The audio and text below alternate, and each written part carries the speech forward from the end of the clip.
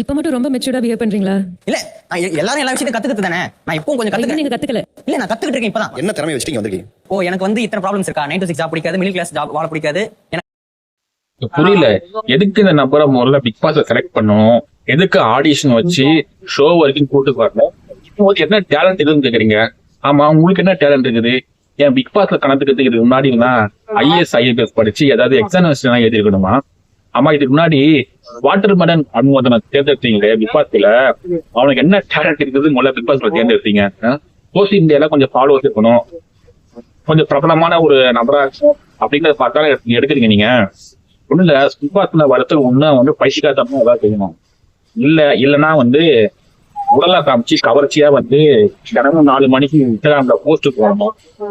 இந்த மாதிரி ஏதாவது இருந்தாதான் பிக் பாஸ்ல எடுத்துப்பாங்க. தவிர ஒரு நபரை பிக் பாஸ்ல கிளம்புன்னு பல கிலோமீட்டர் உத்தி போட்டு அந்த போர்டை எடுத்து நடந்து வந்திருக்கா போல நினைச்சேன்.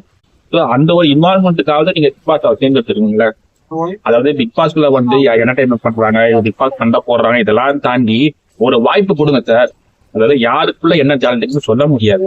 சப்போஸ் அந்த நபரே பிக் பாஸ்ல ஓவியம் மாதிரியோ இல்ல ஆரி மாதிரியோ ராஜீவ் மாதிரியோ ஒரு பெரிய ஒரு டைட்டில் கூட ஆகலாம். அந்த அளவுக்கு தான் டேலண்ட் இருக்குது. அப்படிங்கும்போது நீங்க ஆடிஷன்லயே எதுக்கு நீங்க என்ன டேலண்ட் இருக்கு சொல்லிட்டு ரிஜெக்ட் பண்றீங்க?